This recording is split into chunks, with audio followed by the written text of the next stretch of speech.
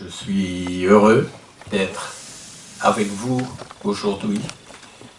Je vous salue très fraternellement, heureux de revoir ceux qui étaient loin et qui se sont rapprochés, heureux aussi d'avoir les visiteurs pour faire leur connaissance et tous ensemble, heureux d'adorer le Seigneur en toute liberté. Lorsque le Seigneur, notre Dieu, nous a créés, la Bible dit qu'il a mis la pensée de l'éternité dans notre cœur. Il a mis la pensée de Dieu et il a mis aussi le respect de l'être humain qu'il a créé parce que c'est son œuvre. Les hommes, à part cette recherche de l'éternité, n'avaient pas de loi au début. Ils ont fait ce qu'ils ont voulu, mais ils ont mal fait, ils n'ont pas bien fait. Alors Dieu a toujours envoyé des prédicateurs de la justice. Le premier, c'était Noé. Il est dit dans la Bible que la génération de Noé était une génération corrompue, perverse. Nous n'avons pas trop de difficultés aujourd'hui à comprendre ce qu'est une génération corrompue. Mais Dieu les a ôtés de la terre par le déluge. Après le déluge, les hommes étaient toujours les hommes et les choses n'allaient pas vraiment mieux. Donc Jésus, ou son Père, Dieu, a mis une loi sur la terre, parce qu'il n'y avait pas de loi. Et quand il n'y a pas de loi, il n'y a pas non plus de conformité à aucune règle. Donc, par Moïse, la loi de Dieu a été donnée aux hommes. L'apôtre Paul dira aux Corinthiens que c'était une loi ou un ministère de mort, un ministère de condamnation. Mais il dit aussi que c'est un ministère passager. Alors, il met le contraste de ce ministère passager avec un autre ministère qu'il appelle un ministère permanent. Le ministère permanent a été promulgué non pas sur des tables de pierre, mais il a été promulgué par le Fils de Dieu, celui que nous appelons notre Seigneur Jésus-Christ. Et le Seigneur Jésus-Christ a apporté une loi nouvelle. Nous l'appelons l'Évangile, la nouvelle alliance, une loi de liberté. Nous la déterminons sous une époque qu'on appelle la grâce. Alors, Jésus est venu lui-même sur la terre à cause du dérèglement, à cause du péché. Il y avait cette promesse de Dieu d'envoyer un rédempteur, quelqu'un qui allait prendre sur lui le poids de nos fautes. Et la Bible nous dit qu'il a cloué à la croix tout ce qui était une tâche, des règlements, un poids des fautes, afin que cela soit, pour reprendre les mots de la Bible, expié. Et que pour tous ceux qui accepteraient ce salut que Jésus donne, qu'ils aient la promesse de la vie éternelle. Parce que la Bible dit que Dieu ne veut la mort de personne. Il veut, pour reprendre la phrase de Paul à Timothée, que tous les hommes, et cela veut dire tous les hommes et toutes les femmes, soient sauvés. Qu'ils aient ce qui soit appelé par le lieu de la vie éternelle, dans le ciel. Mais pour cela, Jésus a prêché très simplement, mais il a fait connaître aux hommes qu'il faut naître de nouveau. Alors si cette expression vous paraît un peu bizarre, parce que quand Jésus a dit à un homme nommé Nicodème qu'il fallait naître de nouveau, il n'a pas très bien compris. Parce que cet homme était âgé. Et il dit à Jésus, mais je suis âgé, comment veux-tu, Seigneur, que je naisse de nouveau? Et Jésus, avec un peu d'explication, lui a fait comprendre qu'il devait naître d'eau et d'esprit. Et nous allons commencer par ces paroles de Jésus ce matin qui se trouvent en Jean, au chapitre 3. Alors, le cœur de ce que nous voulons dire ce matin se trouve entre les versets 3 et 7, mais il serait bien peut-être de lire à partir du premier verset jusque dans les versets 20 pour que nous puissions bien comprendre la parole de Jésus, ce qu'il voulait dire. Je laisse à mon frère la lecture. Donc ce sera Jean, l'évangile selon Jean, chapitre 3, de 1 à 20, 21. Ou à 21. Voilà, 21. Au nom de Jésus. Mais il y eut un homme d'entre les pharisiens nommé Nicodème, un chef des Juifs, qui vint, lui, auprès de Jésus de nuit, et lui dit, « Rabbi, nous savons que tu es un docteur venu de Dieu, car personne ne peut faire ces miracles que tu fais, si Dieu n'est avec lui. » Jésus lui répondit, « en vérité, je te le dis, si un homme ne naît de nouveau, il ne peut voir le royaume des dieux. » Nicodème lui dit, « Comment un homme peut-il naître quand il est vieux? Peut-il rentrer dans le sein de sa mère et naître ?»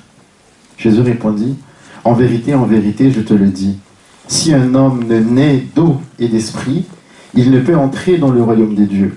Ce qui est né de la chair est chair, ce qui est né de l'esprit est esprit. Ne t'étonne pas que je t'ai dit, il faut que vous naissiez de nouveau.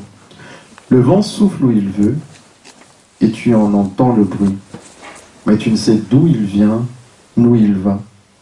Il en est ainsi de tout homme qui est né de l'esprit. » Nicodème lui dit, « Comment cela peut-il se faire ?» Jésus lui répondit, « Tu es le docteur d'Israël, et tu ne sais pas ces choses. En vérité, je te le dis, nous disons ce que nous savons, et nous rendons témoignage de ce que nous avons vu, et vous ne recevez pas notre témoignage. Si vous ne croyez pas quand je vous ai parlé des choses terrestres, comment croirez-vous quand je vous parlerai des choses célestes? Personne n'est monté au ciel, si ce n'est celui qui est descendu du ciel, le Fils de l'homme qui est dans le ciel. Et comme Moïse éleva le serpent dans le désert, il faut de même que le Fils de l'homme soit élevé, afin que quiconque croit en lui ait la vie éternelle. Car Dieu a tant aimé le monde qu'il a donné son Fils unique, afin que quiconque croit en lui ne périsse point, mais qu'il ait la vie éternelle. Dieu, en effet, n'a pas envoyé son Fils dans le monde pour qu'il juge le monde, mais pour que le monde soit sauvé par lui. Celui qui croit en lui n'est point jugé, mais celui qui ne croit pas est déjà jugé parce qu'il n'a pas cru au nom du Fils unique de Dieu. Et ce jugement, c'est que la lumière étant venue dans le monde, les hommes ont préféré les ténèbres à la lumière, parce que leur œuvre étant mauvaise. Car quiconque fait le mal est la lumière, et ne vient point à la lumière de peur que ses œuvres ne soient dévoilées. Mais celui qui agit selon la vérité vient à la lumière, afin que ses œuvres soient manifestées, parce qu'elles sont faites en Dieu. Amen.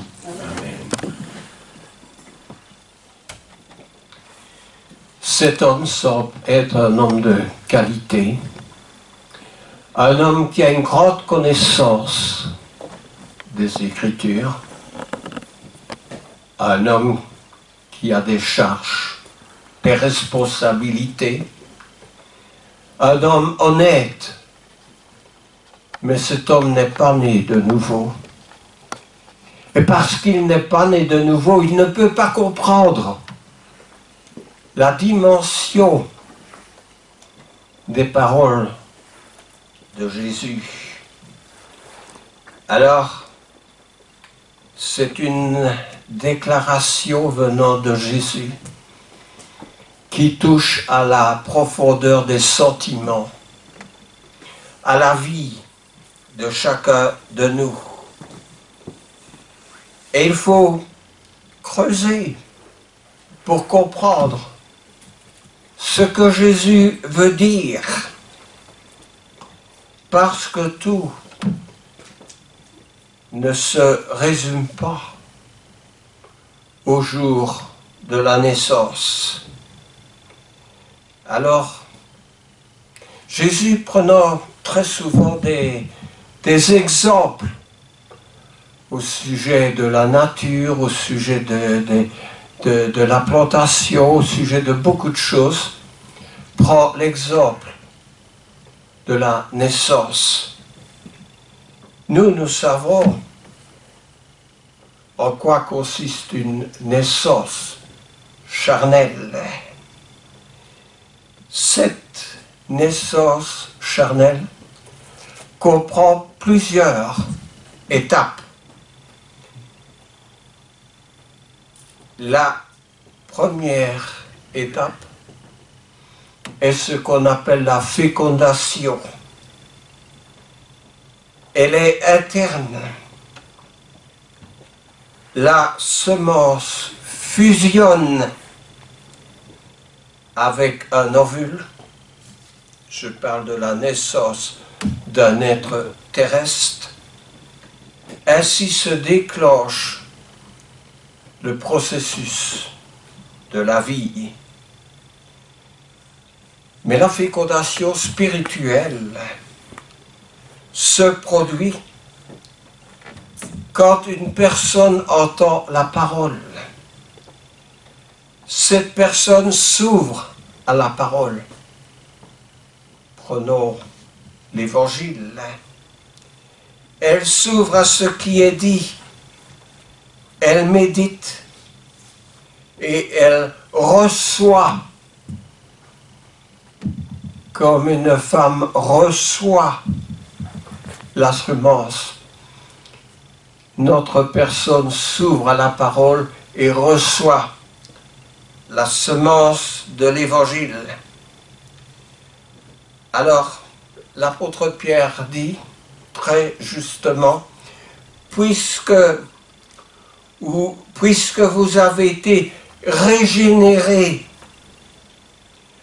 non par une semence corruptible, mais par une semence incorruptible,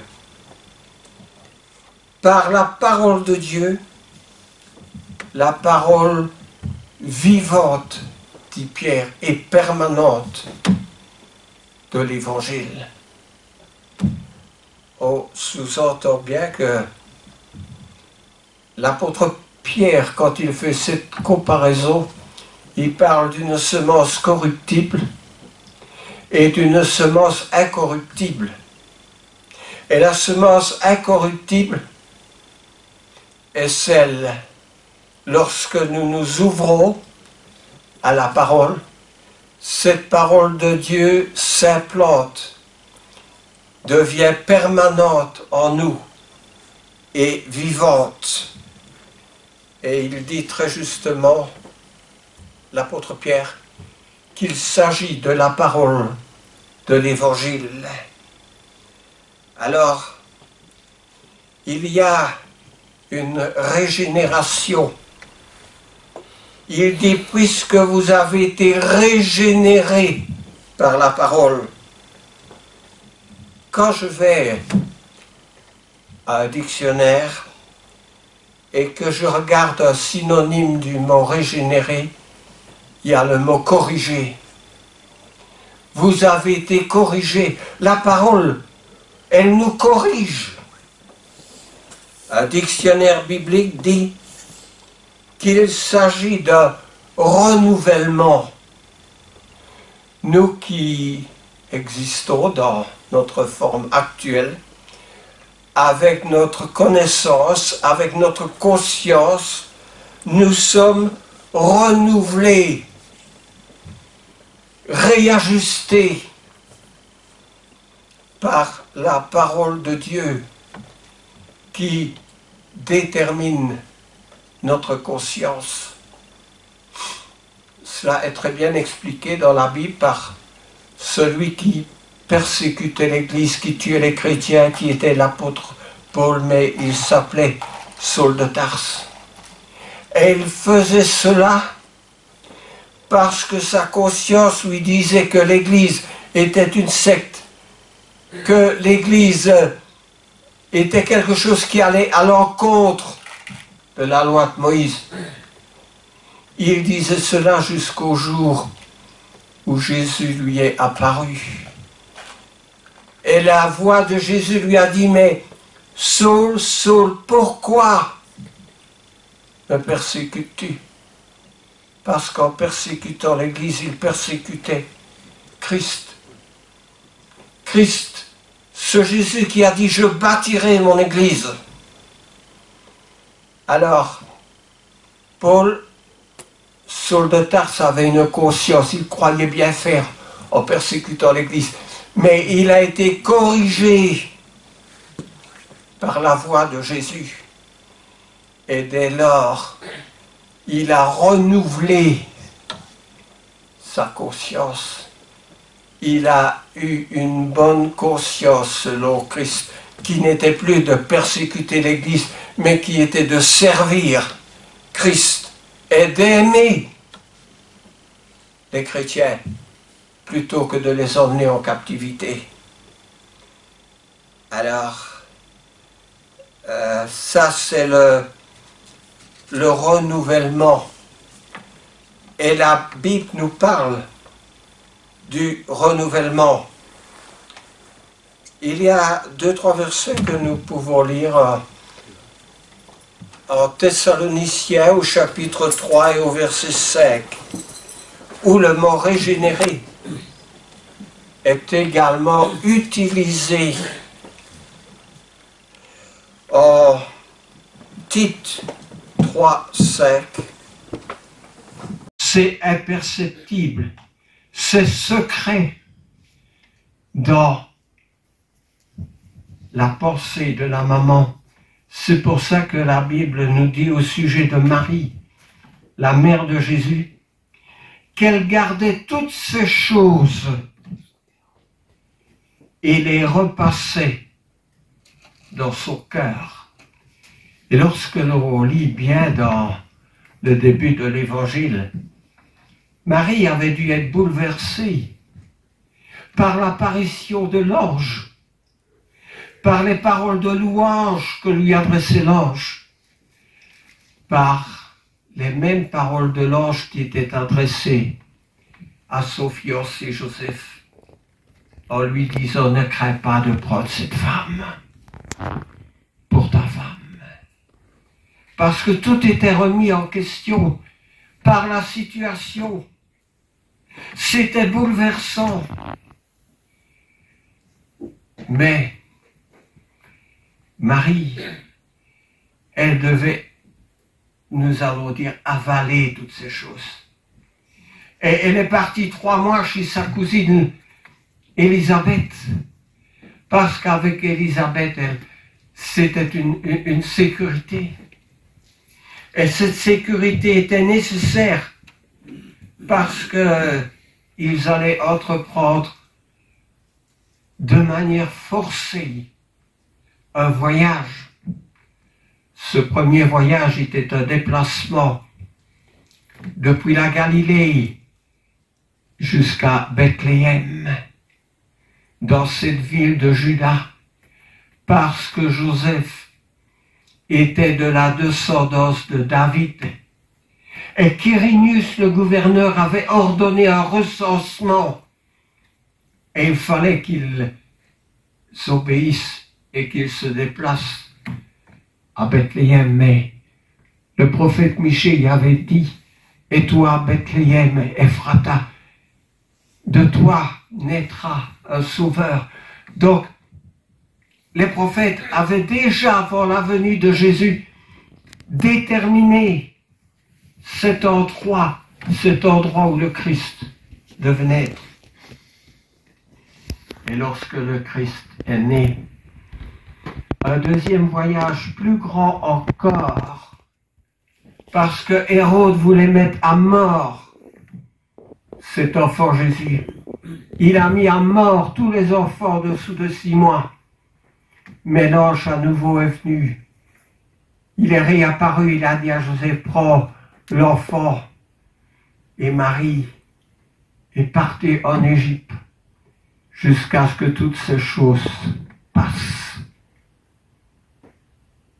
Nous comprenons le désarroi, ce tremblement à l'intérieur de Marie et Joseph qui durent assumer ces événements.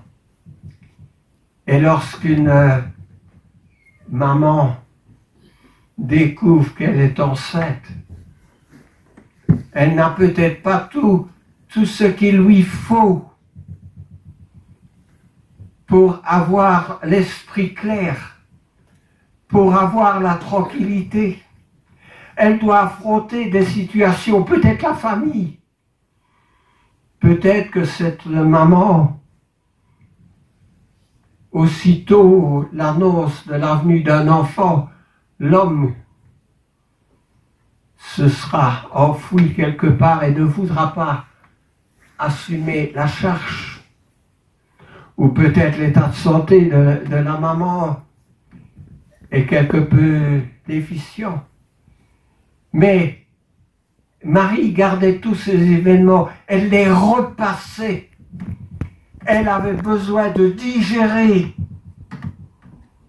la situation. Et quelquefois, nous aussi, nous devons digérer des situations difficiles pour voir clair et pour prendre la meilleure décision, celle qui s'impose, celle peut-être qui ne nous laisse pas le choix. Tout à fait. Oui, il y a un deuxième mois. Pendant ce deuxième mois, l'embryon prend forme. La maman aussi ressent tout cela. Il y a la fatigue qui apparaît, les nausées qui surviennent et qui poursuivent. La maman se sent différente par rapport au jour de son vécu, par rapport aux autres et aux autres femmes surtout.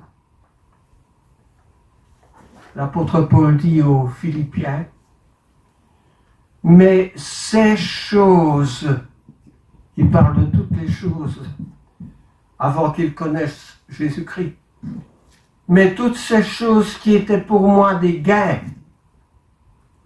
je les ai regardées comme une perte à cause de Christ. Parce que quand Saul de Tarse, qui est devenu l'apôtre Paul, a rencontré Jésus-Christ, il y avait changement de situation, il y avait changement de patron, il y avait changement de vie, tout devenait différent pour Paul. C'était Philippiens 3,7. Tu peux quand même le citer.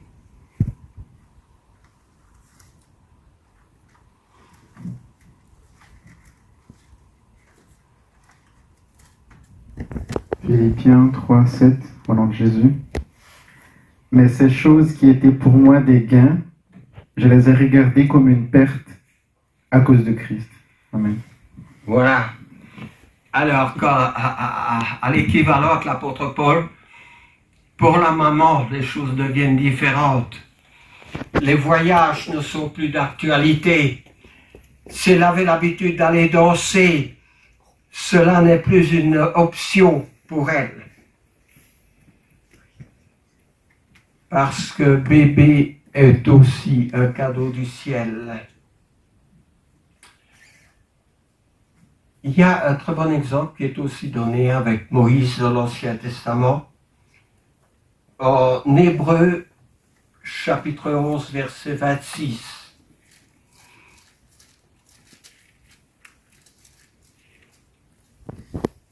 Hébreux, chapitre 11, Verset 26. verset 26. Au nom de Jésus. Regardons le pauvre de Christ comme une richesse plus grande que les trésors de l'Égypte, car il avait les yeux fixés sur la rémunération.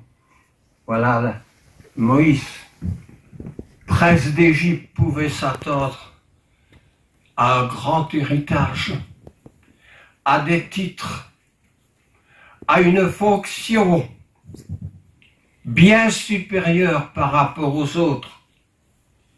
Mais lorsque Moïse a laissé tout ça pour se tourner vers son peuple, il y a ce même verset qui est dit dans une version plus courante.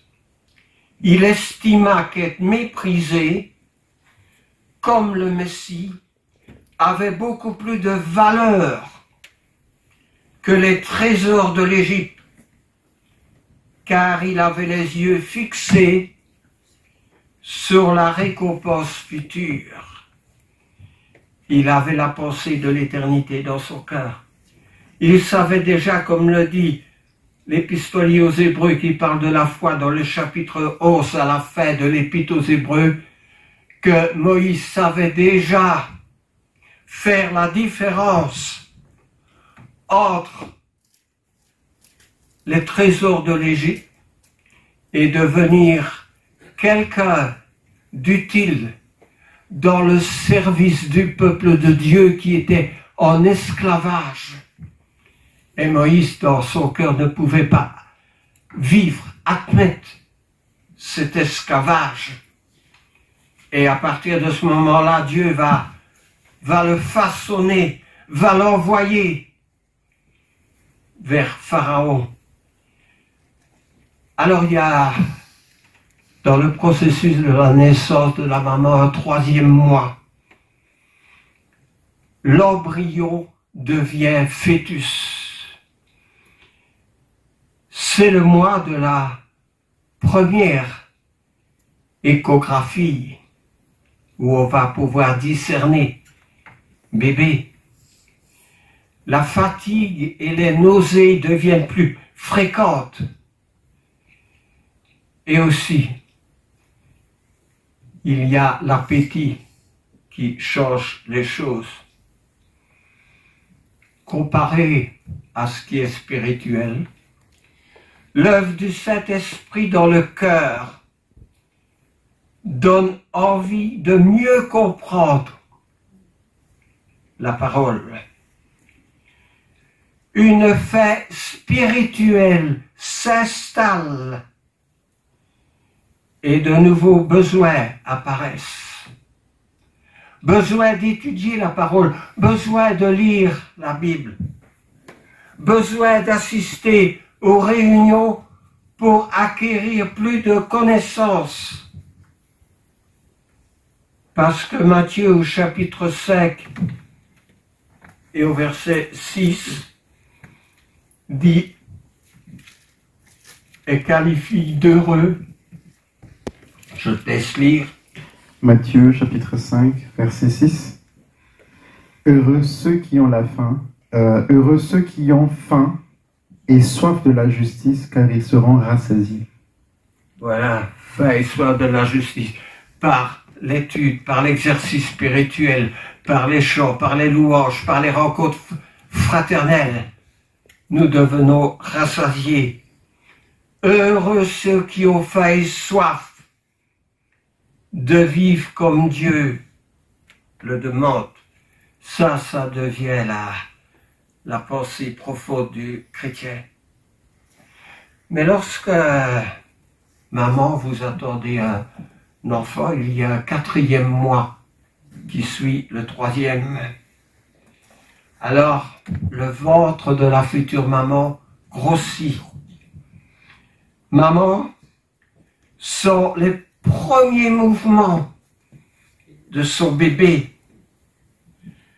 Une vie commence et le processus de cette conversion aussi, comparé à ce qui est spirituel. En Acte 15, 32, il est dit que le Saint-Esprit est donné à ceux qui obéissent. Tu peux lire quand même ce passage en Acte 15, 32.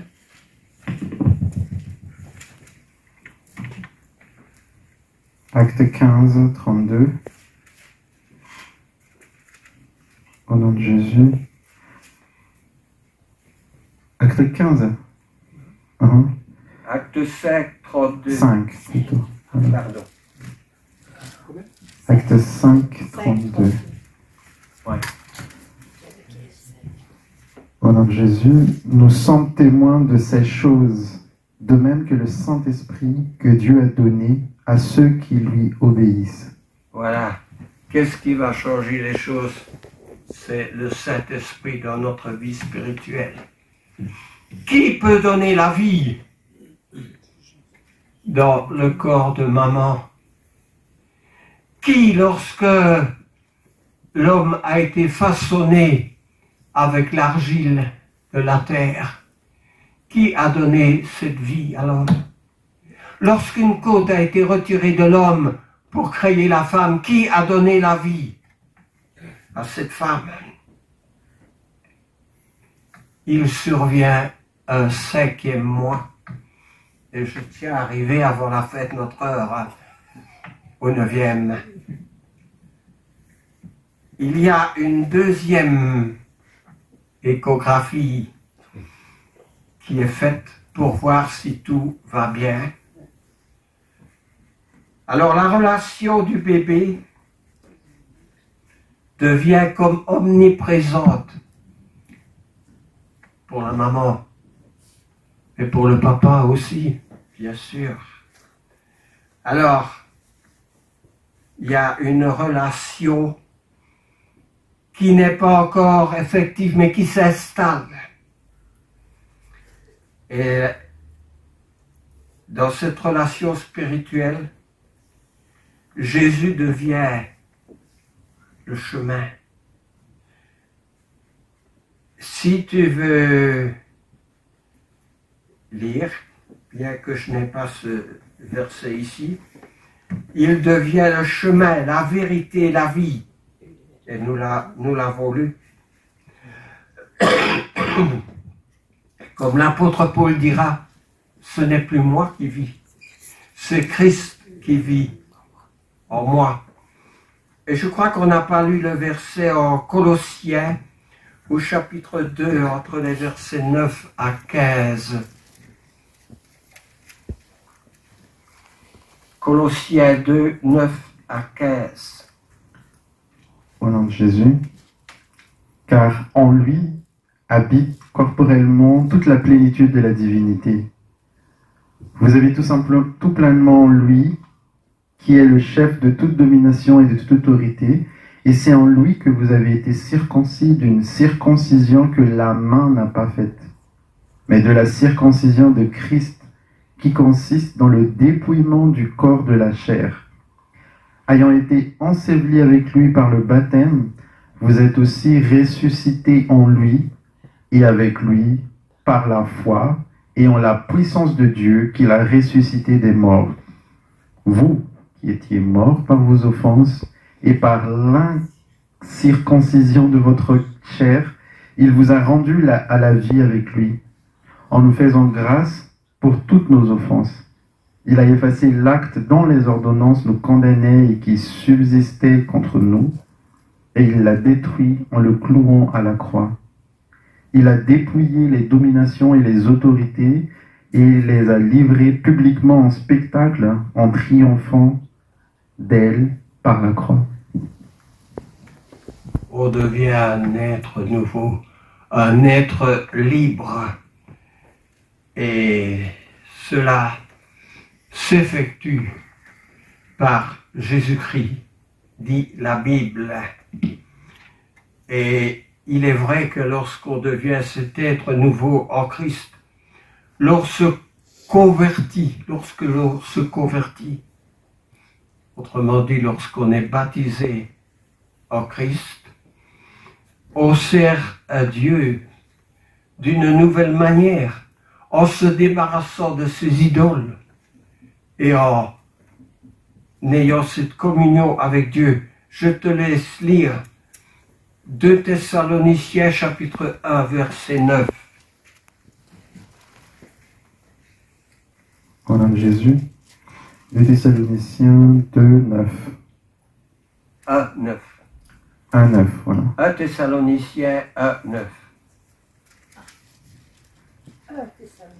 Oui. 1 Thessaloniciens 1, 9. Oui. Car on raconte à notre sujet quel accès nous avons eu auprès de vous et comment vous vous êtes convertis à Dieu en abandonnant les idoles pour servir le Dieu vivant et vrai. On abandonne ces vieilles traditions pour servir le Dieu vrai et vivant. Parce que lorsqu'on suit Jésus, on apprend par les Écritures, par la Bible, par l'Évangile, que beaucoup de choses qui nous ont été enseignées ne sont pas conformes à l'enseignement de Jésus-Christ. Survient pour la maman qui attend un bébé le 6e mois, et évidemment pendant ce 6e mois, le poids de bébé devient plus lourd dans le ventre de la maman. Le corps se prépare pour le grand jour. Et aussi, et ça, on ne peut pas y échapper, les premières contractions sont d'actualité. Elles sont faibles, mais elles sont présentes. Avec l'étude, les membres découvrent l'univers de la parole de Dieu, mais aussi l'éventail de leurs responsabilités en consacrant leur énergie pour le Christ. Ça nous secoue. C'est une contraction interne dans notre être. Ce sont de nouvelles dispositions qui s'installent. En 2 Pierre, au chapitre 1, entre les versets 5 et 10,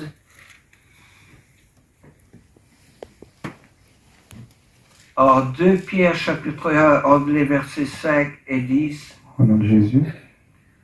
À cause de cela même, faites tous vos efforts pour joindre à votre foi la vertu, à la vertu la science, à la science la tempérance, à la tempérance la patience, à la patience la piété, à la piété l'amour fraternel, à l'amour fraternel de charité la charité, car si ces choses sont en vous, et y sont avec abondance.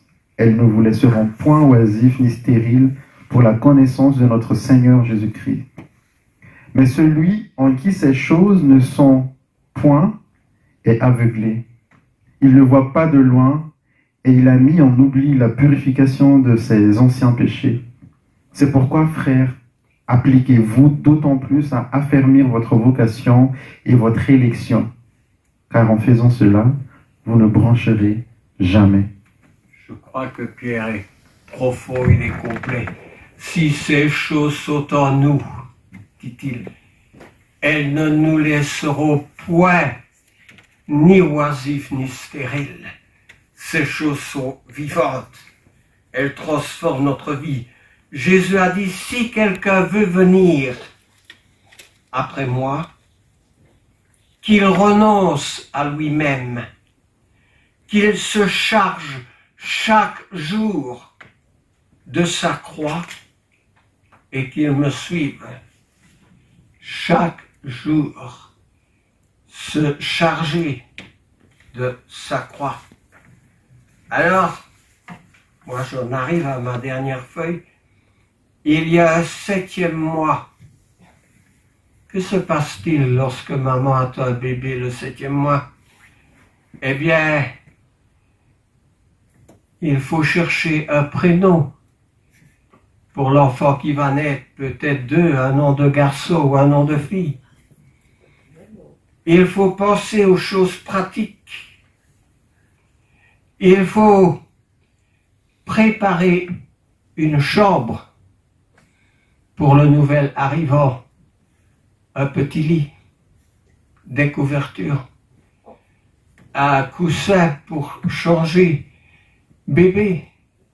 Il y a plusieurs choses qui vont être nécessaires à l'arrivée de bébé. Chaque personne doit découvrir sa place et être fidèle, comme spirituellement, être fidèle dans l'Église. Et l'apôtre Paul va donner quelques conseils. On peut lire le Hébreux chapitre 10, verset 25.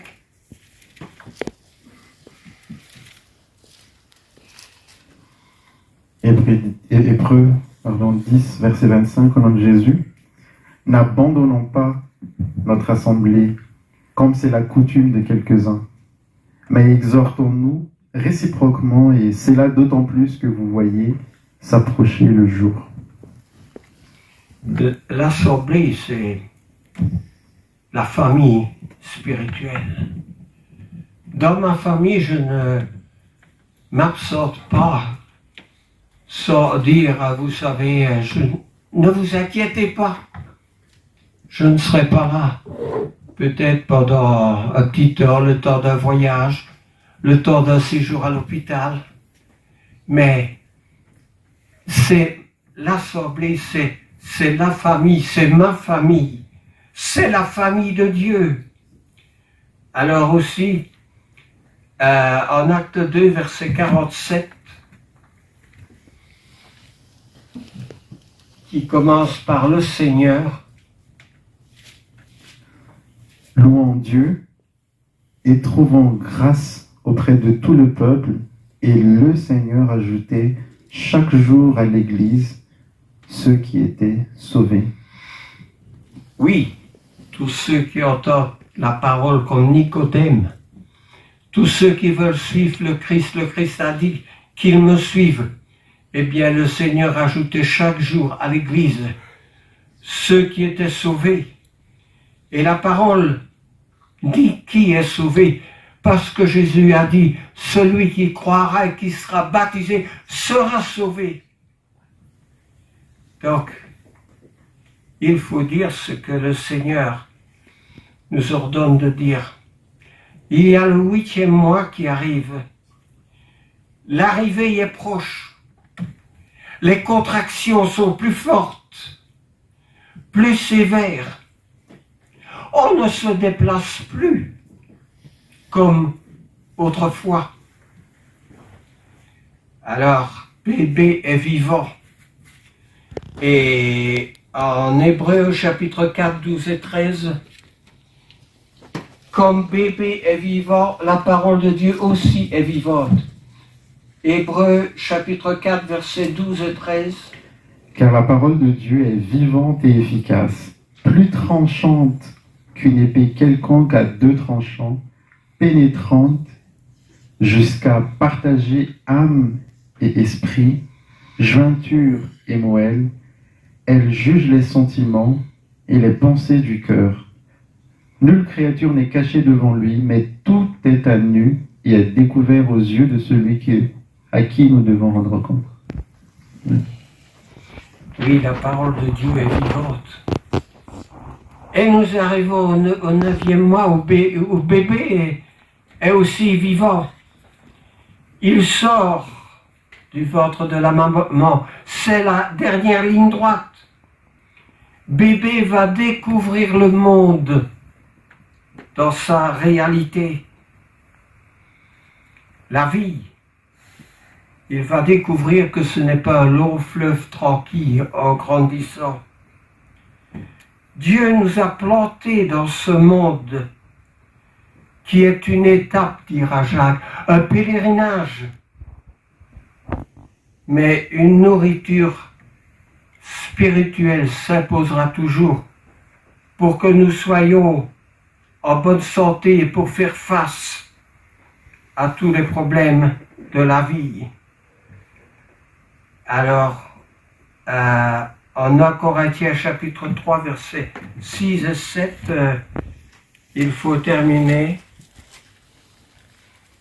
Au nom de Jésus, 1 Corinthiens 3, 6 à 7. J'ai planté, Apollos a arrosé, mais Dieu a fait croître.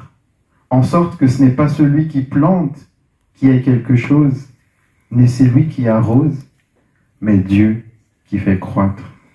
Amen. Celui qui a quelque chose, c'est Dieu qui donne la vie, qui fait croître. Nous, parents, nous sommes là pour entourer nos enfants, pour les aider, pour leur donner satisfaction dans ce qu'ils ont besoin, ce qu'on appelle le nécessaire. Mais nous allons, nous parents, comme une fleur qui fane. Le jour viendra où notre automne sera là, où notre dernier hiver sera présent. Mais Dieu, lui, sera toujours là. Et si nous avons semé une semence spirituelle dans le corps et dans le cœur de cet être à venir, ce qui est notre spiritualité, eh bien, Dieu prendra la suite, la relève.